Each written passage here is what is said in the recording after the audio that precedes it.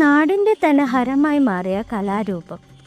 ഒരു വർഷത്തെ നീണ്ട കാത്തിരിപ്പിനൊടുവിൽ കഠിന വ്രതാനുഷ്ഠാനങ്ങളോടെ ഒരു വിഭാഗം ആളുകൾ വരവേൽക്കുന്ന ആചാരാനുഷ്ഠാന കല. അതെ, തോറ്റംപാട്ട്. കൊടി കയറിയാൽ 3 ദിവസം നീണ്ടു നിൽക്കുന്ന ഈ ആഘോഷം നാടിൻ്റെ വികാരമായി മാറുന്നു. ആ നാട്ടിലെ അഹിന്ദുക്കൾ പോലും കാത്തിരിക്കുന്ന ഈ ആഘോഷം വെറും ഒരു നേരം പോക്കായി കരുതേണ്ട ഒന്നല്ല. ഇവിടെ ദേവതകളും പ്രേതങ്ങളും മൂർത്തികളുമെല്ലാം ആർത്തുലസിച്ച് 3-ാം നാൾ അടുത്ത വർഷം വരെയുള്ള യാത്രാമംഗളങ്ങളുമായി പടിയിറങ്ങുന്നു. ആത്മീയതയ്ക്ക് ഒരുപാട് പ്രാധാന്യമുള്ള ഈ കലാരൂപം മലബാർ സംസ്കാരത്തിൽ നിന്നും ഉരുത്തിരിഞ്ഞു വന്നതാണ്. പൂർണ്ണമായും കല്ലിൽ ആവാഹിച്ചു വച്ചിരിക്കുന്ന മൂർത്തികളായി മാറുന്ന ഒരു കൂട്ടം ആളുകൾ. അവരെ കോമരം, തുള്ളക്കാർ എന്നൊക്കെ വിളിക്കുന്നു. ഈ കോമരങ്ങൾ വിശ്വാസികൾക്ക് തൻ്റെ വേദനകളും ക്ഷമാപണവും സന്തോഷങ്ങളും നന്ദിയുമെല്ലാം അറിയിക്കാനുള്ള ഒരു ഉപാധിയായി മാറുന്നു. ഭഗവതി, കണ്ഠകർണൻ, കരിങ്കുട്ടി, മുത്തപ്പൻ, വിഷ്ണുമായ സ്വാമി, പൊന്നൻ സ്വാമി, വീരഭദ്രൻ എന്നിങ്ങനെയാണ് ഇവിടത്തെ പ്രധാന പ്രതിഷ്ഠ.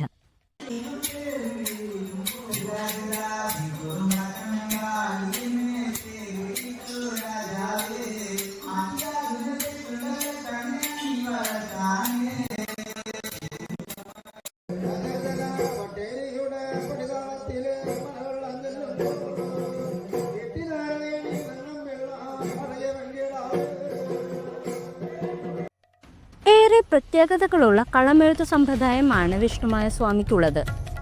3 ഭാഗങ്ങളായിട്ടാണ് കളം മായ്ക്കുന്നതും മൂർത്തിമഭാവ ആഗമനവുമെല്ലാം സംഭവിക്കുന്നത്. 1, 2, 3 എന്നിങ്ങനെയുള്ള പാനകളാണ് ഇതിനെ കൂടുതൽ ഉത്സാഹപൂരിതമാക്കുന്ന സംഭവം. വിഷ്ണുമായ സ്വാമിയും മറ്റ് 101 ചാത്തന്മാരും താളാത്മകമായി തീക്കനലിൽ ചവിട്ടി നൃത്തം ചെയ്യുന്നതാണ് പാന എന്നതുകൊണ്ട് ഉദ്ദേശിക്കുന്നത്. കളമെഴുത്തിന് ശേഷം പഞ്ചഭൂതങ്ങളായ ഭൂമി, ജലം, വായു, അഗ്നി, ആകാശം എന്നിവ കൊണ്ട് പൂജ. 3-ാം പാനയുടെ ഒടുവിൽ വിഷ്ണുമായ സ്വാമിയുടെ മൂർത്തി സ്വരൂപം പ്രകടമാകുന്നു. സ്വാമിയുടെയും ചാത്തന്മാരുടെയും നൃത്തം കാണികളെ ഹരം കൊള്ളിക്കുന്നു എന്നുള്ളതാണ് ഇതിനെ കൂടുതൽ ആകർഷണീയത വരുത്തുന്നത്.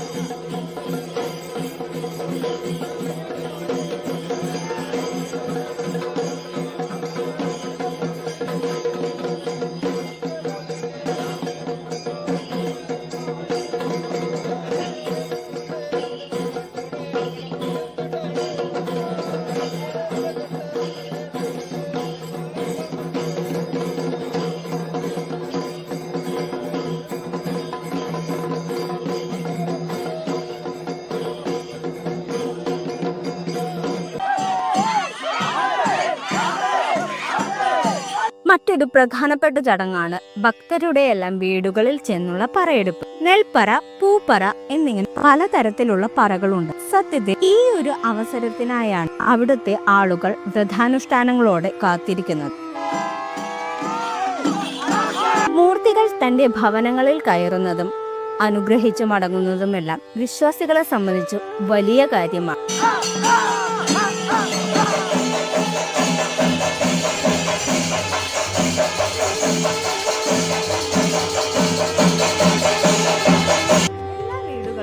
ദർശനം കൊടുത്തതിനു ശേഷം മൂർത്തികൾ ക്ഷേത്രത്തിലേക്ക് മടങ്ങുന്നു.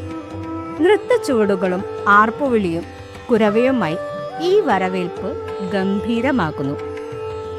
തുടർന്ന് ക്ഷേത്രത്തിൽ മേളത്തിന്റെ അകമ്പടിയോടെ എഴുന്നള്ളിപ്പ്, കന്യകമാരുടെ താലപ്പൊലി, ക്ഷേത്രസന്നിധിയിലുള്ള പറയെടുപ്പ് എന്നിങ്ങനെ ചടങ്ങുകൾ പലതാണ്.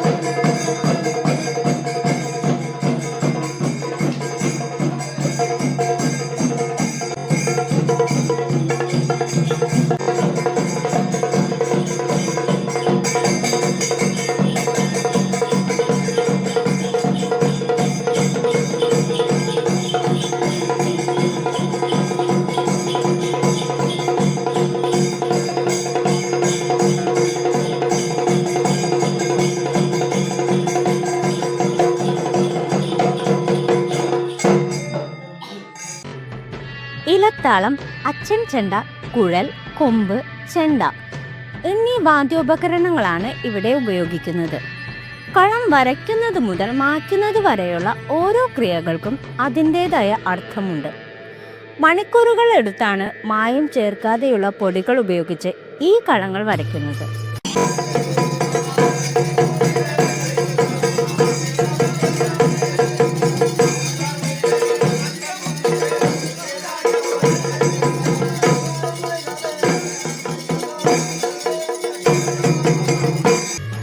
വരച്ചു കഴിഞ്ഞാൽ പിന്നെ മൂർത്തിയെ പൂജിച്ച് ആവാഹിച്ചെടുക്കുന്ന പ്രക്രിയയാണ്. ഇതിൽ പൂജ ചെയ്യാനും പാടാനും വാദ്യോപകരണങ്ങൾ കൈകാര്യം ചെയ്യാനുമൊക്കെ പ്രത്യേകം നിശ്ചയിച്ചിരിക്കുന്ന ആളുകളുണ്ട്. മിതമായ ശൈലിയിലുള്ള ആലാപനവും താളാത്മകമായ ഏറ്റുപാട്ടും ചടങ്ങുകൾക്ക് മാറ്റുകൂട്ടുന്നു. പൂജ ചെയ്യുന്ന ആൾ അല്ലെങ്കിൽ തുള്ളക്കാരൻ പൂർണ്ണമായി മൂർത്തി സ്വരൂപമായി മാറി കളം മായ്ക്കുന്നു. ഒടുവിൽ തൻ്റെ ഭക്തർക്കായുള്ള ഉപദേശങ്ങളും താക്കീതുകളും നൽകിയ ശേഷം മൂർത്തി തുള്ളക്കാരൻ്റെ ശരീരം വിട്ട് മടങ്ങുന്നു. ഇതാണ് കളമെഴുത്തുപാട്ടിൻ്റെ ലഘുവായ രൂപം.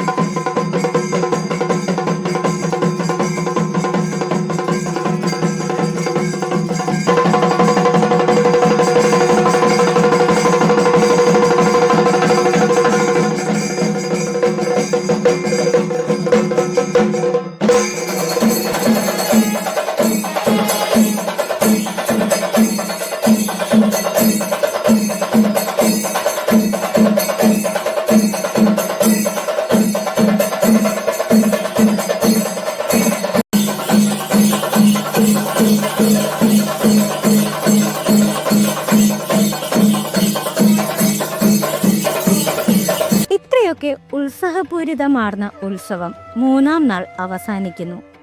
മൂർത്തികൾ തൻ്റെ ഭക്തരെ കണ്ട് സന്തോഷത്തോടെ മടങ്ങുന്നു.